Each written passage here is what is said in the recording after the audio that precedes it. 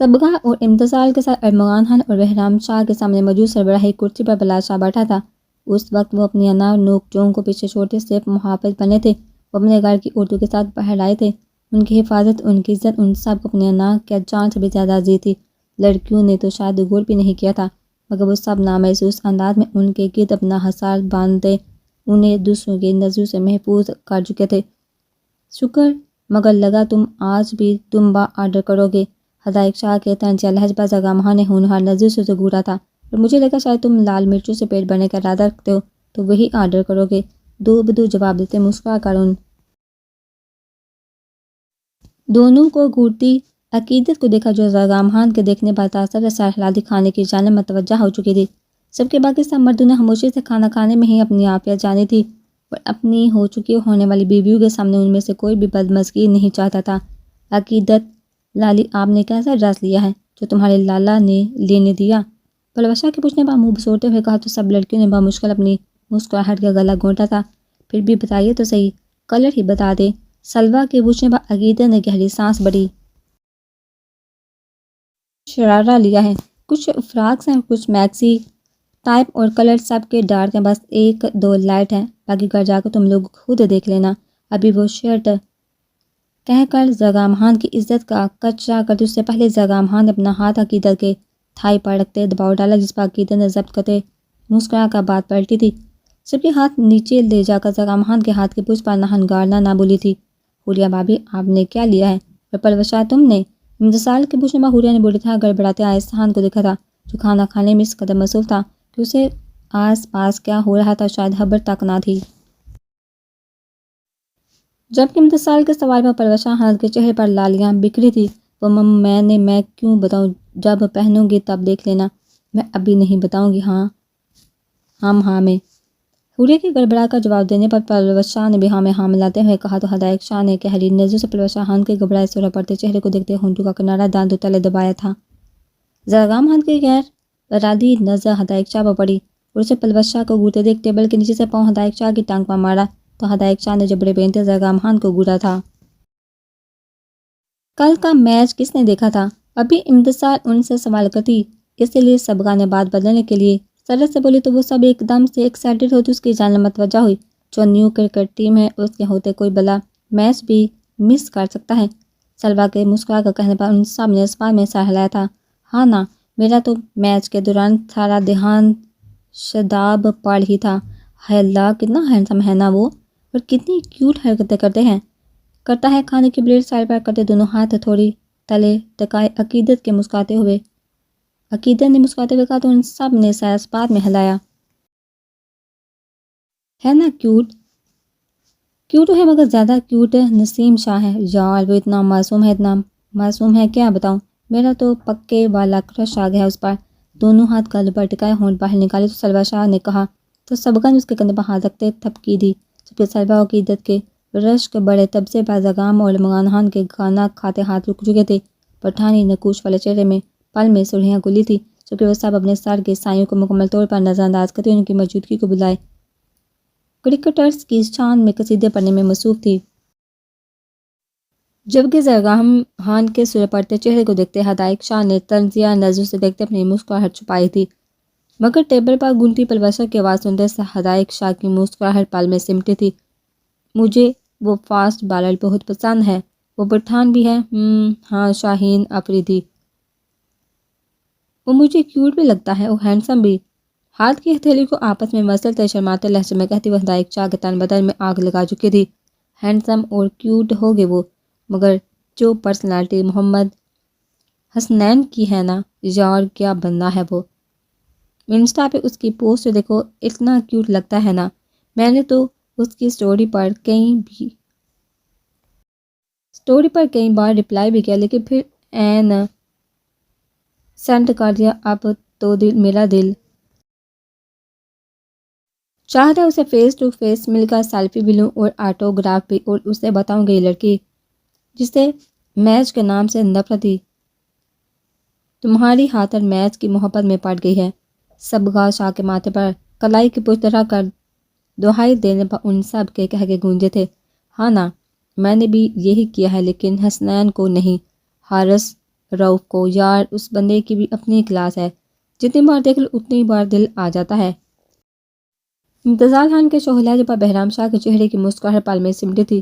چہرے پر چٹانوں سے ساتھ لیے سار اٹھاتے، ہاتھ میں تھام میں فورک پر گرفت ساتھ کرتے اسپارٹ نظروں سے امتزال خان کو دیکھا تھا۔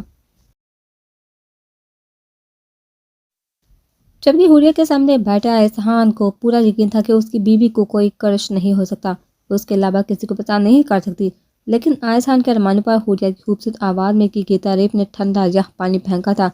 مجھے رضوان پسند ہے، آئی لو ہم، وہ بہت کیوٹ انوسنٹ ہے، بالکل میرے جیسا، وہ کتنا نیک بھی ہے نا، نماز بھی پڑھتا ہے اور میچ کے دوران مسلسل دعا کر رہا ہوتا ہے۔ نچلے ہونٹوں کو دانتوں تلے کچلتے مدھم لہجے میں کہا تو ان سب نے سماج میں سر ہلایا۔ کرکٹ تو مجھے بھی اتنی پسند نہیں تھی، مگر اس بار بابر اور اس کی ٹیم پر اس طرح دل آیا کہ کرکٹ سے محبت ہو گئی۔ جوس کا گلاس لبوں سے لگاتے عقیدت نے کہا تو ان سب نے مسکراتے ہوئے سارا اسپاٹ میں ہلایا۔ اور پتہ ہے کیا سبقہ آگے کو جھکتی ابھی بات مکمل کرتی کہ ان سب کے صبر کا پیمانہ پل میں لبریز ہوا تھا۔ او شٹ، جسٹ شٹ اپ، منہ بند کر تم سب اپنا۔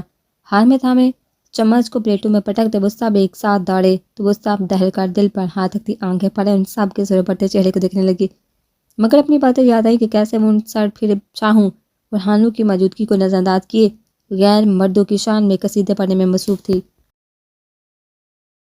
جانتی بھی تھی کہ کس قدر شدت پسند ہے وہ لوگ۔ ان سب کے چہرے کے ہونہار تاثر دیکھ ان سب لڑکیوں نے اپنے خشک پڑتے ہونٹوں کو زبان سے تر گیا تھا۔ غصے کی زیادتی سے پھولی تیز سانسیں ماتھے اور گردن کے تنے رگے اور نیک آنکھوں میں اترے خون کو دیکھ عقیدت نے بری طرح اپنا لب کچلتا زکام خان کی جانب دیکھا تھا، جس پر وہ عقیدت کو گھرتا جھٹکے سے اپنی جگہ سے اٹھتا کرسی کو پیچھے دھکیلتا وہاں سے نکلتا چلا گیا تھا۔ ہدایت شاہ کو خود کی جانب کھا جانے والی نظروں سے دیکھتے دیکھ پلوش شاہ نے عقیدت کے پیچھے چھپنا چاہا تھا، جس پر عقیدت نے پلوش شاہ کا ہاتھ تھامتے ہدایت شاہ کو گور کر دیکھا تھا، جو عقیدت کے گور کر دیکھنے پر جبرے پہنتا جھٹکے سے اٹھ کر وہاں سے نکلتا چلا گیا تھا۔ ہدایت شاہ کے نکلتے بہرام شاہ نے ایک شکوا کے نہ غصے بھری نگاہ امتسال کے جھک کے سر پر ڈالتے کار کی چابیاں اٹھاتے باہر کی جانب قدم بڑھائے تھے۔ بلاشا کو اپنی جانب ہونہار نظر سے گھرتے دیکھ سب گانے سلوا کا ہاتھ تھامتے جھٹکے سے اٹھ کر بہرام شاہ کے پیچھے دوڑ لگائی تھی، جس پر بلاشا نے مٹھیاں باندھتے اپنے اشتعال پر قابو پایا تھا۔ سلوا کو جاتے دیکھ ارمغان خان جھٹکے سے اٹھا تو پلوش شاہ اور امتسال بھی اٹھتی اس کے پیچھے ہوئی تھی۔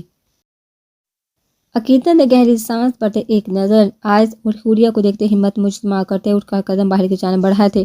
سر جھکائے بیٹھی حوریہ کو سخت نظر سے گھورتے آئس خان نے اس کا ہاتھ اپنی سخت گرفت میں لیتے جھٹکے سے کرسی سے اٹھاتے قدم باہر کی جانب بڑھائے تھے۔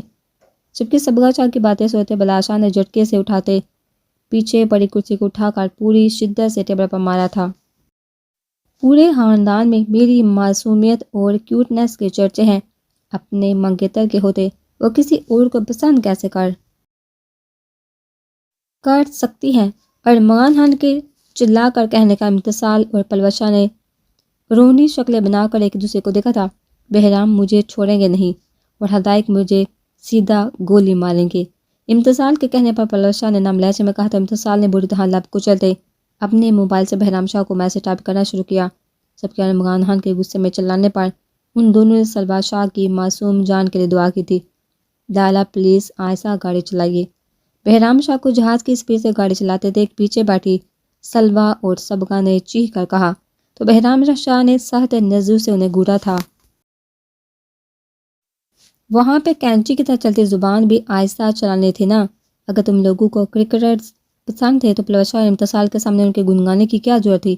بہرام شاہ کے جلے بنے لہجے پر ان دونوں نے بمشکل اپنی ہنسی ضبط کی تھی، مگر بلاج اور ارمغان کے غصے کو سوچتے بے سہاتا جرجری لیتی وہ سر سیٹ کی بوجھ سے ٹکا گئی تھی۔ کیا ہم ڈاکٹر نیک نہیں ہوتے؟ ہم تو جانیں بچاتے ہیں، نماز قرآن تو میں بھی پڑھتا ہوں، مگر وہ اس سب کے باوجود مگر ان سب کو ہماری خوبیاں نظر نہیں آتی۔ شوہر کی بجائے کسی اور کی تعریف کر رہی تھی۔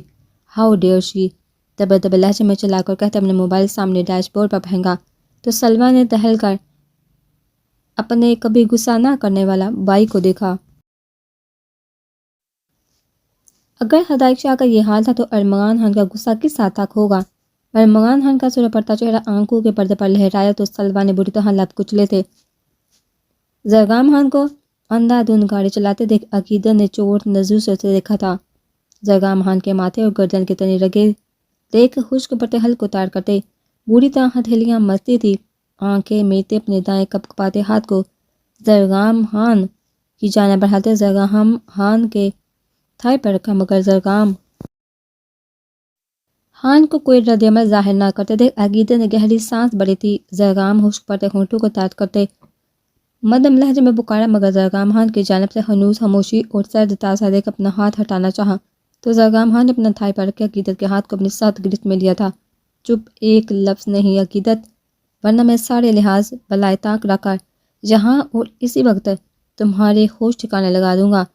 اس وقت جو میرے اندر آگ لگی ہوئی ہے، میں نہیں چاہتا کہ اس کی لپیٹ میں تمہارا نازک وجود آئے، تو بہتر ہے کہ تم خاموش ہی رہو۔ سرد نظروں سے دیکھتے اسپاٹ لہجے میں کہا تو عقیدت نے گھبرا کر سرد سے سارا اسپاٹ میں ہلایا تھا۔ عقیدت کے ہاتھ کو اپنی سخت گرفت میں تھامے تھائی سے ہٹا کر سینے پر دل کے مقام پر رکھتے رب کیا تو عقیدت کو اپنے وجود میں سرد لہریں سرد کرتی محسوس ہوئی تھی۔ عقیدت کے ہاتھ کو تھامتے ٹھنڈی جھاگ پڑتی ہتھیلی کو اپنے ماتھے اور گردن پر پھیرتے وہ عقیدت کی جان لبوں پر لے آیا تھا۔ زرگام خان کے مضبوط ہاتھ کی گرفت میں عقیدت کا ہاتھ بری طرح لرزا تھا، جسے مکمل طور پر زرگام خان نظر انداز کرتا اپنے ماتھے اور گردن کے تنی رگوں پر پھیرنے میں مصروف تھا، جبکہ زرگام خان کی سمر و عقیدت کو اپنا دل کانوں میں دھڑکتا محسوس ہو رہا تھا۔ تبھی عقیدت کے ہاتھ کو چھوڑتے اپنا بایاں بازو عقیدت کی کمر کے گرد لپیٹتے زرگام خان ایک جھٹکے سے اپنے تھائی پر بیٹھاتا خود میں بیچ چکا تھا۔ زرگام خان کی سخت گرفت اور چہرے کے اسپاٹ تاثرات دیکھتے عقیدت نے مزاحمت نہ کرتے اپنے دونوں ہاتھ زرگام خان کی گردن کے گرد حائل کرتے چہرہ زرگام خان کی گردن میں چھپا لیا تھا۔ آئس، میرا مطلب وہ نہیں تھا، وہ تو بس ایز اے کرش۔ آئس خان کو ریش ڈرائیو کرتے دیکھ مدھم لہجے میں کہا تو آئس خان نے کھا جانے والی نظروں سے حوریہ کو گھورا تھا۔ شادی گئی بار میں آج تم مجھے میری بیوی کے روپ میں چاہیے ہو حوریہ آئس خان، آج تمہیں میں ایک نیک شوہر بن کے دکھاؤں گا۔ نیک لوگ بہت پسند ہے نا؟ تو نیک تو انسان حقوق اور فرائض کی ادائیگی کر کے ہی بنتا ہے، تو آج ان حقوق و فرائض کی ادائیگی کے لیے تیار ہے نا؟ اگر آج تمہاری یہ چونچ چوں چرا کرنے کی کھلی تو ہمیشہ کے لیے بند کر دوں گا۔ دبے دبے لہجے میں چراغاں کر کہتے وہ حوریہ کی جان ہوا کر چکا تھا۔ آئس خان کی باتوں کے پس منظر کو سمجھتے حوریہ کا دل بری طرح دھڑکا تھا۔ پرسنالٹی کلاس مائی فٹ، ہمت بھی کیسے سب کا شاہ تمہاری کہ اپنے شوہر کے سامنے، مطلب بلاس شاہ کے سامنے تم کسی غیر مرد کی شان میں قصیدے پڑھو۔ اسٹیئرنگ پر مکے برساتے گھڑا کر کہتے جبڑے بینچتے ویٹ وٹ، میرے سامنے کیا میری پیٹھ پیچھے بھی؟ تمہیں اس بات کی اجازت نہیں کہ تم میرے علاوہ کسی اور کو سوچو بھی، دیکھنا تو بہت دور کی بات ہے۔ دانت پیس کر بڑبڑاتے موبائل نکال کر سبقہ شاہ کا نمبر ڈال کیا تھا۔